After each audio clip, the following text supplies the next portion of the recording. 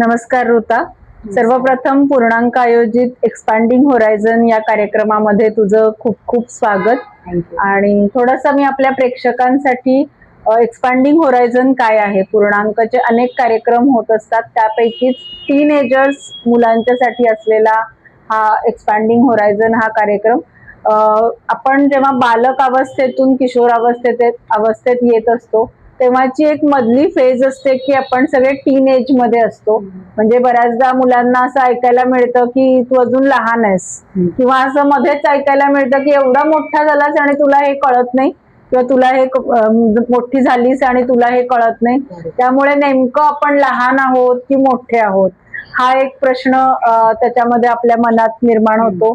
आणि टीनेज ही अशी भावना आहे की आपण हळूहळू पालकांचा हात सोडून आता पुढे आपल्या आयुष्यामध्ये मोठं होण्यासाठी, एक नागरिक बनण्यासाठी आपण पुढे निघालेलो आहोत.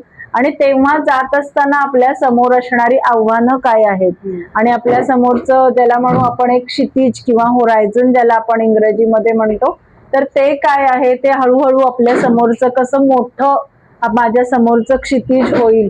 तर यासाठी म्हणून हा डिझाईन केलेला, खास करून प्रशांत शेलार सर पूर्णांकचे जे आहेत त्यांनी अतिशय छान पद्धतीने हा डिझाईन केलेला आहे की आपल्याला स्वतःला ओळखणं, आपला गोल सेट करणं. आणि यामध्ये अनेक असे जे तुझ्यासारखे टीनएजर्स मी ज्यांना म्हणेन की त्यांनी असं आपलं गोल साध्य केलेलं आहे, शॉर्ट टर्म गोल असेल पण ते साध्य केलेलं आहे, ते करताना तुझ्या आणि त्यांच्या गप्पा व्हाव्यात म्हणून हा एक भाग आहे मुलाखतीचा की त्याच्यामध्ये आपण तुझ्याशी गप्पा मारणार आहोत आणि या गप्पांमधून आम्हाला थोडं तुला समजून घ्यायचं आहे. तर या पुन्हा एकदा या कार्यक्रमामध्ये मी तुझं खूप खूप स्वागत करते. मी सगळ्यांना ऋताची ओळख करून देते.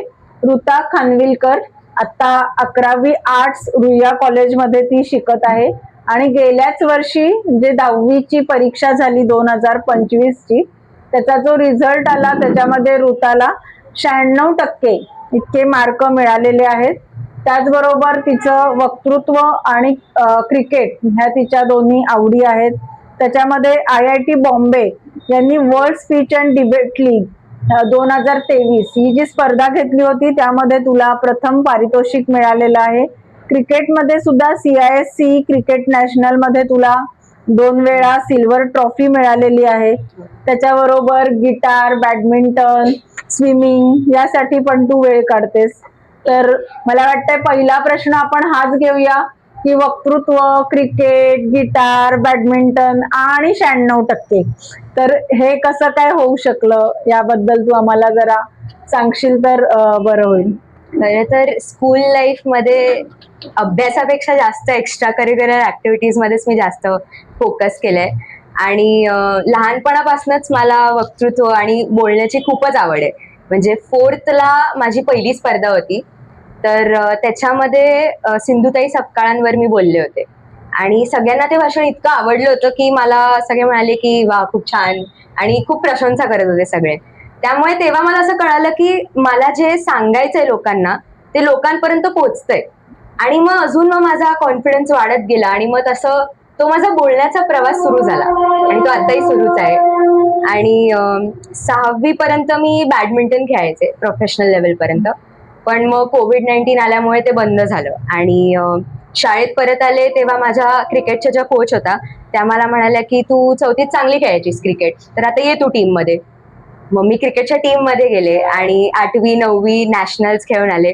तर ते वेगळाच एक एक्सपिरियन्स होता. म्हणजे शाळेला रिप्रेझेंट करणं ते खरंच खूप मोठी गोष्ट असते आणि ती मला अनुभवायला मिळाली याचं मला फार नक्कीच. म्हणजे तू म्हणतेस की अगदी 4थी पासून या सगळ्या एक्स्ट्रा करिक्युलर ऍक्टिव्हिटीजची सुरुवात झाली, पण जेव्हा 10वीचं वर्ष येतं, म्हणजे 10वीत तुला ज्या अर्थी 96% पडले त्या अर्थी तू काहीतरी गोल सेट केलं असशील, तर तू काय गोल सेट केलं होतंस का, किंवा ते करताना काय तुझी दमछाक झाली, कारण या ऍक्टिव्हिटीज पण आहेत, अभ्यास पण आहे, तर हे सगळं तू कसं साध्य केलंस? खरं तर वर्षभर मी 10वी हे लास्ट वर्ष म्हणून मी खूप मजा केली, खूप एन्जॉय केलं वर्ष, आणि ते करणंही गरजेचं असतं. फक्त अभ्यास जर आपण केला तर वर्षभर आपलं ब्रेन कसं ऑक्युपाय होतं, तर ते मी न करता एक्झामला मी करायचे अभ्यास, कारण ते करावंच एक्झामला लागतं. बट शेवटचे जे 4 महिने होते त्याच्यात मी खूप भर दिला अभ्यासावर. आणि टेक्स्ट बुक्स असो, पेपर सॉल्व्हिंग असो, शिक्षकांना जाऊन प्रश्न विचारणं असो, तर ते सगळं मी शेवटच्या 4 महिन्यात भर दिला. कारण डिसेंबरमध्ये काय झालं होतं, आमचं प्रिलिम्सवर बेस्ड ग्रुपिंग केलं गेलं होतं. ओके. म्हणजे मुलं जे फर्स्ट 40 टॉपर्स असतील ते पहिल्या डिव्हिजन मध्ये, बाकीचे दुसऱ्या डिव्हिजन मध्ये. तर मी सेकंड डिव्हिजन मध्ये होते. तर ते थोडं असतं ना की अरे ह्यांना माझ्यापेक्षा फार चांगले आले, मला का कमी. सो म्हणून ते थोडस होतं मनात. आणि मग विचार आला की नाही, मग काढलेच पाहिजेत छान. आणि मग शेवटच्या 2 महिन्यात अजून गेअर मी वाढवत गेले, आणि म्हणून मला वाटतं की त्याचा फायदा पण झाला. या वेळेला मग घरातलं वातावरण कसं होतं?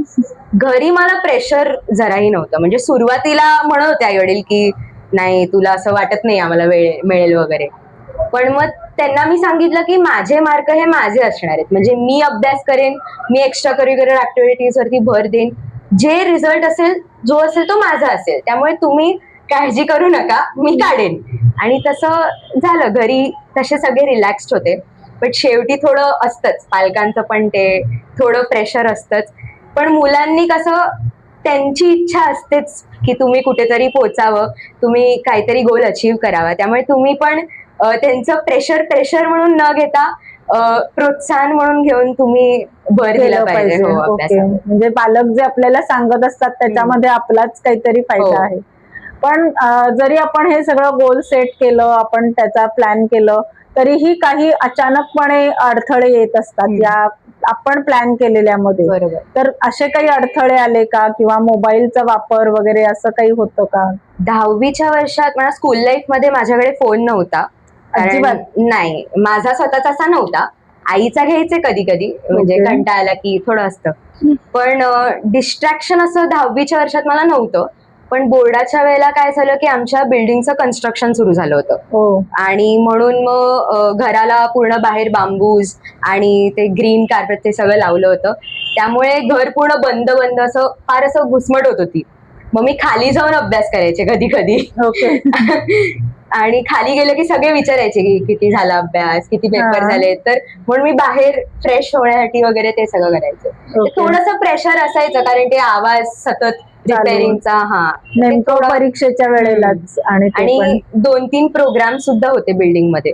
तर काही लग्न वगैरे होती, तर ते एक्झाम मध्येच आल्यामुळे थोडंसं प्रॉब्लेम आला मला. पण ठीक आहे, मी केलं. साधारण परीक्षा ही होळीच्या कालावधीमध्ये असते, तर तुला काय वाटायचं का होळी खेळायला आता जायला पाहिजे किंवा काय? हो, मला 5 दिवस सुट्टी होती खरं तर नेक्स्ट पेपरच्या आधी, आणि तेव्हा होळी होती. पण नेक्स्ट पेपर फिजिक्सचा होता, आणि फिजिक्स आणि मॅथ्स हे माझं खूपच वीक होतं. आता सुद्धा मला त्याच्यातच कमी टक्के आले. म्हणजे क्लास लावून सुद्धा त्या दोन्हीच सब्जेक्ट्स मध्ये मी क्लास लावला होता, तरी त्याच्यातच कमी आले. म्हणजे किती गरज होती मला त्याच्यात. पण फिजिक्सचा पेपर असल्यामुळे मी गेले नाही होळी खेळायला. मी ते अवॉइड केलं किती वाटलं तरी. मनावर एकदम नियंत्रण. पण हे करत करत तुझा रिझल्ट आला, म्हणजे मध्ये सुट्टी झाली असेल, सुट्टीत तू तुझे छंद जोपासले असतील, आणि मग रिझल्टचा दिवस ज्या दिवशी येतो त्या दिवशी थोडी धगधग असते, धडधड असते, अँझायटी असते. आणि आता साधारण 1 वाजता तो रिझल्ट नेटवरती आउट होतो. तर मग त्या दिवशीचा म्हणजे तो काय सीन होता, तो दिवस कसा तू हँडल केलास, आणि मग जेव्हा तुला कळलं की इतके छान मार्क मिळालेले आहेत, तर त्याच्या पुढचं कसं होतं? मला खरं तर आदल्या दिवशी कळालं की माझा रिझल्ट उद्या येणार आहे. त्यामुळे सगळेच घरातले टेन्शन, अरे बापरे असं कसं शेवटच्या क्षणी सांगितलं. आणि दुसऱ्या दिवशी सकाळी तसं एवढं काही प्रेशर नव्हतं, कारण माहिती होतं की पेपर्स चांगले गेलेत, त्यामुळे 95+ तरी मिळू शकतात असं. आणि मग रिझल्ट आला, आणि ती साईट लोडच होत नव्हती, कारण ते सगळे एकत्र. बरोबर. पण मग आला तो रिझल्ट, आणि आम्हाला स्वतः कॅल्क्युलेट करावा लागतो. ते करताना एकदा अशी धगधग होत होती, अरे बापरे अरे बापरे. म्हणजे त्याच्यावरती पर्सेंटेज येत नाही, ते स्वतःहून काढावे लागतात. ते करताना पण छान आले, तर ते बरं वाटलं फार. मग सगळीकडून म्हणजे अभिनंदन, आणि हे वर्ष खाली मी त्याची प्रिंट आउट काढायला गेले, सगळे आला रिझल्ट किती आले. सगळे खुश होते, घरातले सुद्धा. मग हे यश जे मिळालेलं आहे त्याचं टेम्परामेंट कायम राखताना किंवा कसं तुझ्या मनामध्ये भावना होत्या किंवा त्याबद्दल काय सांगशील? खरं तर चांगले टक्के आल्यावरती हवेत जाऊ शकतात लोक, म्हणजे मी सुद्धा 2-3 दिवसापुरती गेले होते, पण नंतर परत डाऊन टू अर्थ होणं खूप गरजेचं असतं. कारण तुम्हाला पूर्ण पुढचं वर्ष तेवढाच अभ्यास करायचा असतो, तो कमी होऊन चालत नाही. सो आपल्याला एखादी अचीवमेंट मिळाली तर त्याच्यावरतीच तिथेच न राहता पुढे मी अजून काय काय करू शकते, अजून कशात भाग घेऊ शकते, याचा सुद्धा विचार केला पाहिजे. बरोबर. मग आता इतके तुला म्हणजे 96% मार्क मिळाले, म्हणजे जनरल एक ट्रेंड असा आहे की 90च्या वरचे सायन्स साईडला जातात आणि एक ठरलेलं असतं की ठराविक टक्के पडलेले कॉमर्सला आणि मग बाकीचे आर्ट्सला. तर इतका छान टक्के पडल्यानंतर सुद्धा 11वी आर्ट्सला जायचं हा निर्णय कदाचित तू आधीच घेतला असशील, कारण तू स्वतःला ओळखलं होतंस. तर हा तू स्वतःला कसं ओळखलंस आणि 11वी आर्ट्सलाच जायचंय हा डिसिजन कसा घेतलास याच्याबद्दल? ऍक्च्युली आधीपासूनच मला म्हणजे अभ्यास फार कमी करायला आवडायचा आणि त्यामुळे इंजिनिअरिंग आणि मेडिकल किंवा CA करायची माझी इच्छा नव्हतीच, कारण त्याच्यात जर आनंद नाही मिळणार तर मग काय फायदा ना करून. मग जर मला शेवटी आर्ट्समध्येच काहीतरी करायचंय तर माझं एवढं ठाम होतं की मला आर्ट्समध्येच जाऊन पुढे काही ना काही करायचंय, म्हणून सायन्स हे माझं नव्हतंच. शेवटी असा विचार होता की कॉमर्स घेऊ शकतो, म्हणजे ट्राय देऊ शकतो, पण नंतर नाही, आर्ट्सच पाहिजे, ज्यातून आपल्याला आनंद मिळेल. ह्याला जास्त तू प्राधान्य, कारण मग पुढे जाऊन तुम्ही करालही पण त्यात जर तुम्हाला हॅपीनेस नाही मिळत आहे तर त्याचा काही फायदाच नाही ना. तुम्हाला ते काम तुम्ही कराल but happiness is important. Great. पण मग असं आजूबाजूच्या म्हणजे आपल्याकडे कसं असतं, आपण भारतीय कुटुंबामध्ये राहतो तर एक एक्सटेंडेड फॅमिली असते की त्यांचं आई बाबा तर ओके म्हणाले की तुला जे करायचंय ते कर, पण असं कुणाकडून आलं का की अरे का आर्ट्सला जातीये, सायन्स का नाही? बरेच लोक म्हणजे शेजारचेच होते माझे, त्यांनी सांगताच मला बोलले की पण एवढे चांगले सायन्स का नाही, आणि सगळेच म्हणणार, म्हणजे ती मेंटॅलिटीच आहे आपल्या सोसायटीची की छान टक्के आल्यावर सायन्स घेतलं पाहिजे. पण तुम्हाला जे पाहिजे ते तुम्ही करा, बट फक्त तुम्हाला पुढचा गोल सेट असला पाहिजे की ठीक आहे मला ह्याच्यामध्येच जाऊन पुढे करायचंय तर मी ही फील्ड घेईन. जर तुम्हाला माहिती नाही की तुम्ही काय करणार आहात आणि जर तुम्ही सायन्स घेताय तर मग ते चुकीचं आहे. सो आधी थोडासा एक व्ह्यू असला पाहिजे की मला हे करायचंय आणि मग फील्ड त्यासाठी मग कोणती स्ट्रीम निवडायला पाहिजे ते आधीच ठरवायला पाहिजे. बरोबर.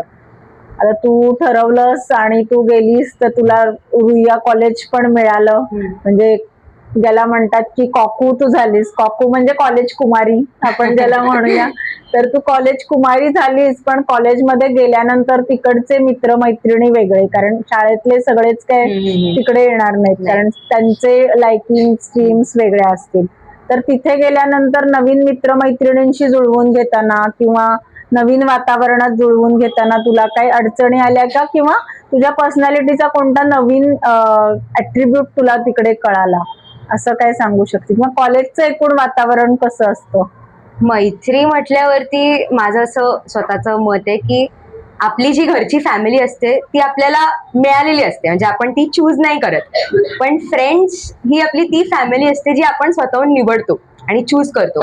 सो ती निवड करताना घाई नाही केली पाहिजे, कारण आपण बऱ्याच वेळी असा विचार करतो की 10-15 दिवसाची मैत्री झाली म्हणजे हा माझा बेस्ट फ्रेंड झाला, किंवा डीप कॉन्व्हर्सेशन होत आहेत, वाईब मॅच होते, पण लगेच बेस्ट फ्रेंड असे कोणी बनत नाहीत आणि माणसं ना सतत बदलत असतात.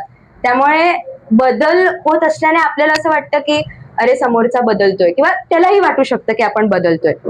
बट जे फ्रेंड्स आपल्या चेंजसाठी आपल्याला ऍडमायर करतात किंवा आपल्या सक्सेससाठी आपल्याला आपलं कौतुक करतात आणि आपल्या सुखदुःखात आपल्या सोबत असतात, तेच आपले खरे फ्रेंड्स असतात. सो त्यांची निवड करणं हे तुमच्या हातात आहे. माझेही आता स्कूलमध्ये फ्रेंड्स होते बरेच, पण ते आता वेगळे फील्ड्स निवडल्यामुळे एवढा काही संपर्क नाहीये. जेमतेम 2-3च आहेत असे घट्ट मैत्रीवाले.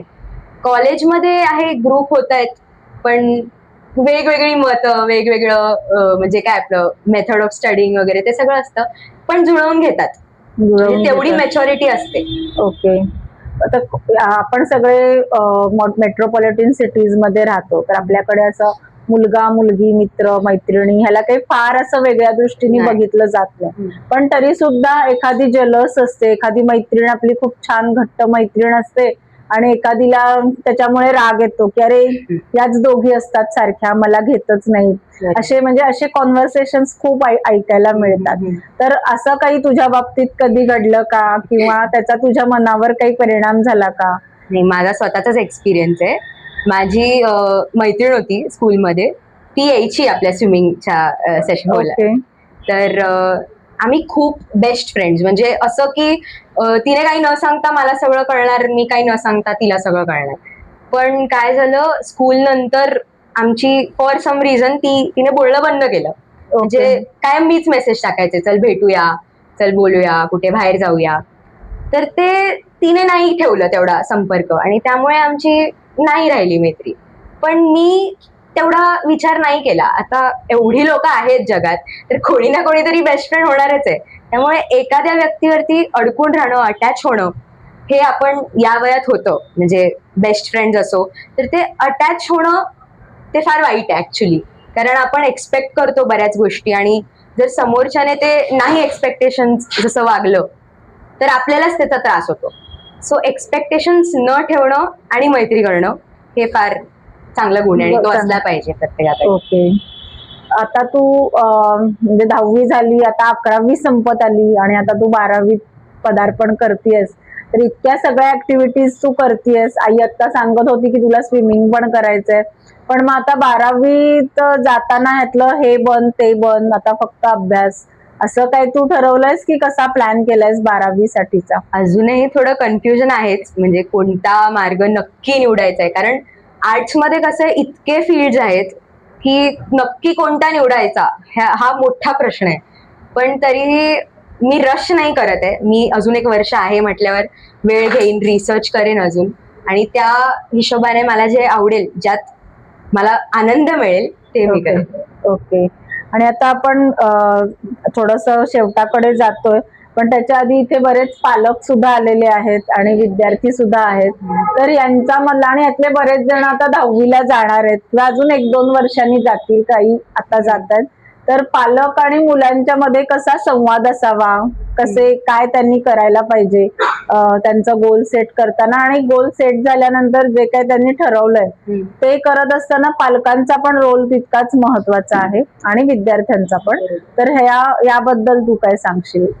ऍक्च्युली फोनमुळे काय झालंय की संवाद तुटत चाललाय. ओके. म्हणजे मी येता जाताना बघते कॉलेजला की ट्रेन स्टेशन वरती पण आई वडील असो, फॅमिली असो, सगळे फोनवरती आहेत. मुलं सुद्धा गेम्स खेळतात. आणि आता तुम्ही किती लोक रील्स बघता, म्हणजे खूप प्रमाणात. ओके, ठीक आहे, तरी कमी संख्या आहे, त्यामुळे चांगलं आहे. पण मला काय वाटतं माहितीये, त्या नादात आपण म्हणजे संवाद साधणं विसरतोय. आणि संवाद हे मेन आहे खरं तर. कारण माझ्या घरात 10वीच्या ह्याच्यात असं होतं की घरात सतत सगळे काही ना काहीतरी माझ्यासोबत बोलायचे आणि त्यामुळे माझं जे प्रेशर असायचं ते सगळं रिलीज व्हायचं. सो पेरेंट्स, तुम्ही सगळ्यांनी मुलांसोबत बोला. त्यांना खूप गरज असते खरं तर. ते बोलणार नाहीत, पण त्यांना गरज असते. आणि ऍट द सेम टाइम त्यांना फ्रीडम ऑफ चॉईस द्या. चॉईस फक्त, बाकीचं ते तुमच्यावर आहे. पण फ्रीडम ऑफ चॉईस म्हणजे करिअरवर असो किंवा छंदावर असो किंवा कोणताही स्पोर्ट्स असो, तर त्याच्यावर त्यांना जे आवडतंय, त्यांची जी चॉईस आहे त्याच्यात त्यांना सपोर्ट करा. म्हणजे तुमचं मत तुम्ही द्या आणि ते तुम्ही घ्या त्यांची मतं, पण त्यांना सपोर्ट द्या तुम्ही. ते माझ्या पालकांनी केलं, त्यामुळे मी इथे आहे. बरोबर. आणि जे काही आपण नियम बनवतो घरामध्ये, आता 10वीचं वर्ष आहे, 12वीचं वर्ष आहे, तर ते कसे बनवले गेले पाहिजेत आणि कसे पाळले गेले पाहिजेत, याबद्दल तुझं काय मत आहे? नियम म्हणजे मी एक रुटीनच बनवलेलं माझ्यासाठी शेवटी की सकाळी पहाटे लवकर उठायचा आणि अभ्यास करायचा. कारण रात्री माझ्याने अभ्यास नाही व्हायचा. तर मी सकाळी पहाटे 4ला उठून अभ्यास करायचे. मग ब्रेक घ्यायचा, मग परत बसायचं, मग जेवणाला ब्रेक, मग परत चहासाठी ब्रेक, मग आमचा टॉक टाइम, असं काही ना काही असायचं. आणि ज्याने आपण रिफ्रेश होऊ अशा गोष्टी तुम्ही ठेवा. आणि बऱ्याच काही हॉबीज असतात आपल्या, त्या तुम्ही जोपासा. म्हणजे ते हॉबीज सोडू नका. फक्त अभ्यास जर आपण करत राहिलो ना, तर आपलं आपल्यालाच ते प्रेशर येतं की अरे केवढं अजून, आणि शेवटी शेवटी काय होतं की बस होतं की नको आता, बस झालं, वर्षभर केलाय. त्यामुळे बरोबर. रश करू नका, हळू आरामात गेअर वाढवत जा आणि आपल्या हॉबीजना पण टाइम द्या. टाइम मॅनेजमेंटचं खूप महत्व आहे. हो. म्हणजे याच्यामध्ये आपण जसं प्लॅन करू तसं ते होण्यासाठी.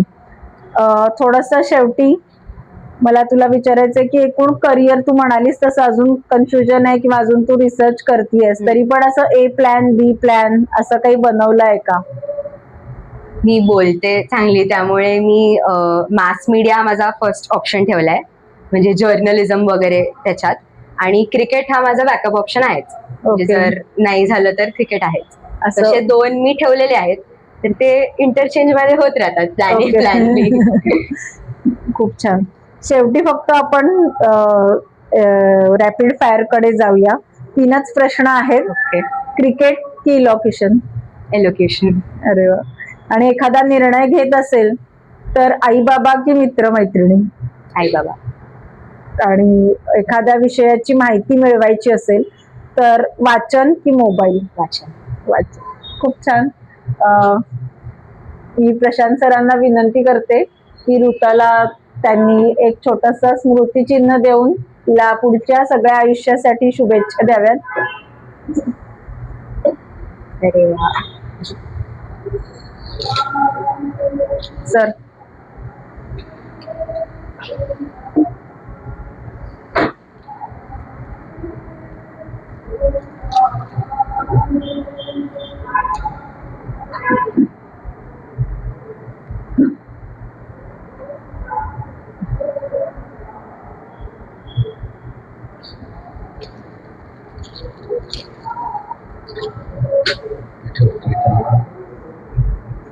खूप खूप शुभेच्छा Thank you. पुढच्या सगळ्या तयारीसाठी. थँक्यू. मॅडम फोटो घ्या.